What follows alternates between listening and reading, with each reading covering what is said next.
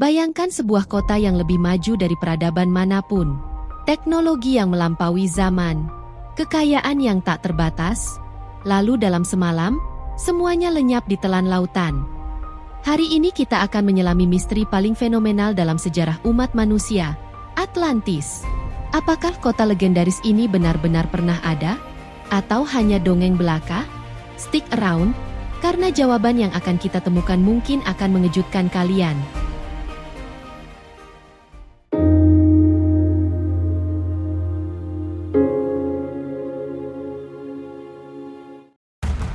Halo teman-teman, welcome back ke channel Pintu Dunia.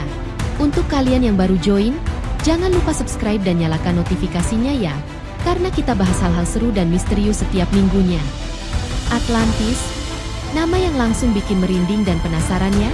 Dari film Hollywood sampai novel fantasi, Atlantis selalu jadi topik yang bikin orang terpesona. Tapi tahu nggak sih, cerita tentang Atlantis ini sebenarnya udah ada dari ribuan tahun yang lalu. Pertanyaan besarnya adalah, apakah Atlantis ini cuma mitos? Atau ada kebenaran di balik legenda yang udah bertahan ribuan tahun ini? Mari kita cari tahu bersama-sama. Oke, pertama-tama kita harus tahu dulu, dari mana sih cerita Atlantis ini berasal? Jadi, cerita tentang Atlantis pertama kali ditulis oleh seorang filsuf Yunani bernama Plato sekitar tahun 360 sebelum Masehi. Iya, Plato yang itu, salah satu pemikir paling berpengaruh dalam sejarah. Plato menulis tentang Atlantis dalam dua karyanya, Timaeus dan Critias. Menurut Plato, cerita ini dia dapat dari gurunya, Socrates, yang ngambil dari cerita turun-temurun dari Mesir kuno. Nah yang menarik, Plato ngasih detail yang sangat spesifik tentang Atlantis. Dia bilang Atlantis itu ada sekitar 9.000 tahun sebelum masa dia hidup, yang artinya sekitar 11.600 tahun yang lalu. Dan lokasinya di luar pilar Hercules, yang sekarang kita kenal sebagai Selat Gibraltar. Sekarang, mari kita bayangin seperti apa sih Atlantis menurut deskripsi Plato. Siap-siap terpukau guys. Menurut Plato, Atlantis itu bentuknya kayak cincin konsentris. Bayangkan seperti target panah raksasa. Ada 3 cincin air dan 2 cincin daratan yang saling bergantian. Di tengah-tengahnya ada sebuah pulau yang diameternya sekitar 50 stadia. Itu sekitar 9 km. Di pulau tengah ini berdiri istana raja yang megah banget, dengan dinding-dinding yang dilapisi perunggu, timah, dan orikalkum, sejenis logam yang lebih berharga dari emas. Tapi yang bikin Atlantis beda dari peradaban lain adalah teknologi mereka yang super advance. Mereka punya sistem kanal yang rumit, pelabuhan yang canggih, dan bahkan sistem pemanas dan pendingin ruangan. Populasi Atlantis diperkirakan sekitar 1 juta orang, angka yang fantastis untuk zaman itu. Mereka punya tentara yang kuat dengan 10.000 kereta perang dan 1.200 kapal.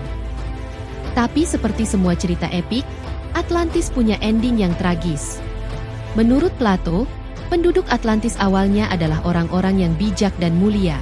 Mereka keturunan dari dewa laut Poseidon. Tapi seiring waktu, mereka jadi sombong, serakah, dan korup. Para dewa, terutama Zeus, akhirnya murka melihat kemerosotan moral penduduk Atlantis. Maka dalam waktu 1 hari 1 malam, gempa bumi dahsyat dan banjir besar menghancurkan seluruh Atlantis. Plato menulis, dalam waktu 1 hari 1 malam yang mengerikan, seluruh pasukan kalian tertelan bumi, dan pulau Atlantis juga menghilang ke dalam laut. Dan sejak itu, tidak ada yang pernah melihat Atlantis lagi.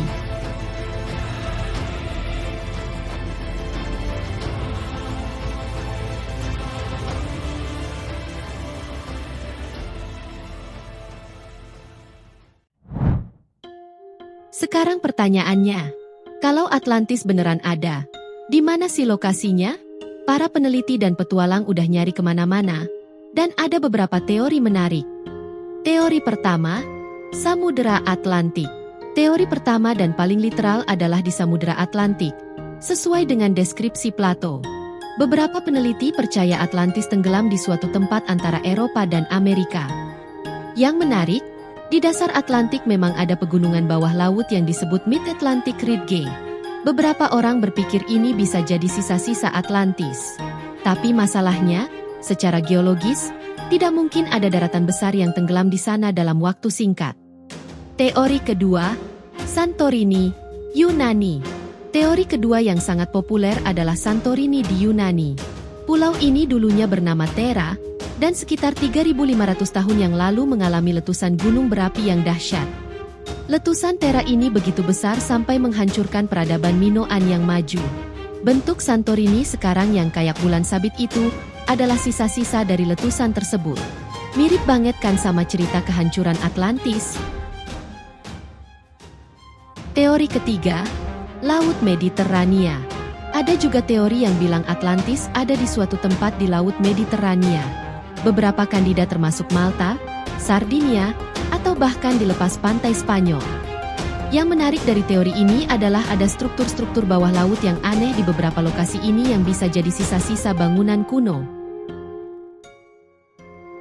Teori keempat, Antartika. Ini teori yang paling wild. Beberapa peneliti alternatif percaya Atlantis sebenarnya adalah Antartika sebelum tertutup es. Mereka bilang ribuan tahun yang lalu, Antartika punya iklim yang berbeda dan bisa dihuni. Charles Hapgood dan Graham Hancock adalah pendukung teori ini. Mereka percaya ada pergeseran kutub yang tiba-tiba yang menyebabkan Antartika pindah ke posisi sekarang dan jadi beku.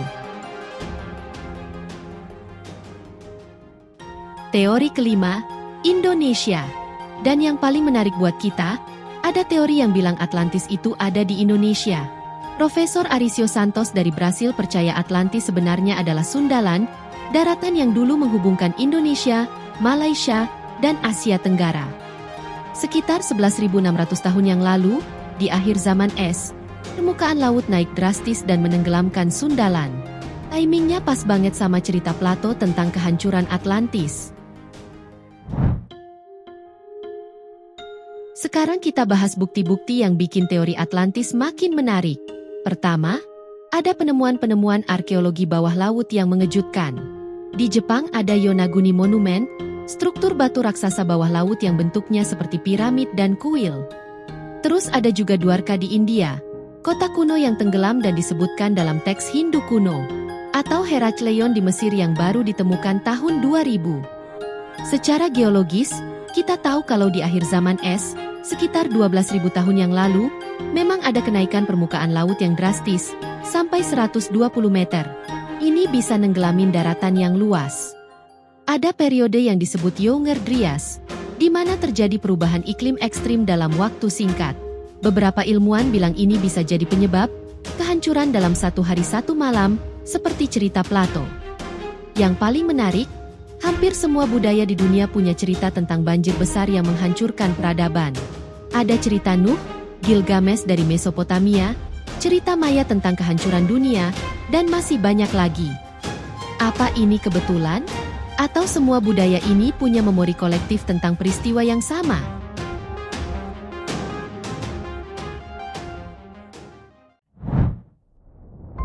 Tapi tunggu dulu, nggak semua orang percaya sama teori Atlantis. Ada banyak juga yang skeptis, dan mereka punya argumen yang kuat. Ada beberapa argumen skeptis. Para ahli mainstream bilang Atlantis itu cuma alegori yang dibuat Plato untuk mengkritik politik pada zamannya. Plato kan terkenal suka bikin cerita filosofis untuk menyampaikan pesan moral. Mereka juga nunjukin kalau nggak ada sumber lain selain Plato yang nyebut tentang Atlantis. Padahal kalau emang ada peradaban sebesar itu, pasti ada catatan dari budaya lain juga. Terus ada masalah dengan timeline. Plato bilang Atlantis ada 9.000 tahun sebelum zamannya, tapi pada waktu itu belum ada peradaban yang secanggih yang dia deskripsikan. Kritik lain adalah para pencari Atlantis sering cherry picking, cuma ambil bukti yang mendukung teori mereka dan abaikan yang nggak cocok. Tapi di sisi lain, penemuan-penemuan arkeologi baru terus bermunculan yang bikin kita harus berpikir ulang tentang sejarah peradaban manusia.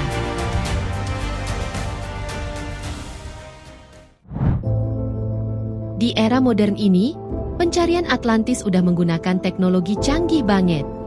Para peneliti modern menggunakan citra satelit dan Google Earth untuk nyari anomali di dasar laut. Beberapa struktur aneh udah ditemukan di berbagai lokasi. Teknologi sonar dan lidar bisa memetakan dasar laut dengan detail yang luar biasa. Ini udah membantu menemukan banyak situs arkeologi bawah laut. Robot bawah laut dan kapal selam kecil bisa eksplorasi langsung ke kedalaman yang nggak bisa dijangkau manusia. Mereka udah nemuin reruntuhan kuno di berbagai tempat. Yang paling cutting edge, sekarang ada artificial intelligence yang bisa analisa pola-pola di citra satelit untuk deteksi struktur buatan manusia di bawah laut.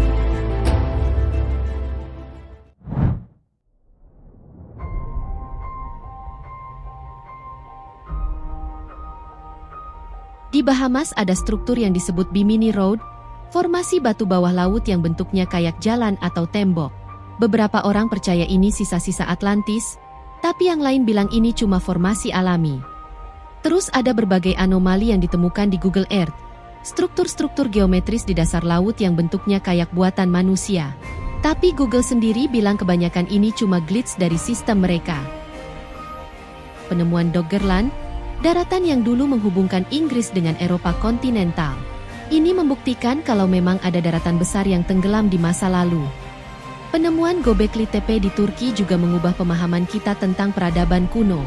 Situs ini umurnya 12.000 tahun, lebih tua dari Stonehenge dan piramid. Ini nunjukin kalau mungkin ada peradaban maju yang belum kita ketahui.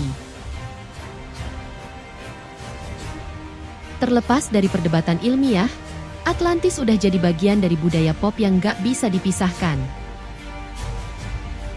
Dari Disney Atlantis, The Lost Empire, sampai Aquaman, Atlantis selalu jadi setting yang menarik untuk cerita fantasi dan SCV.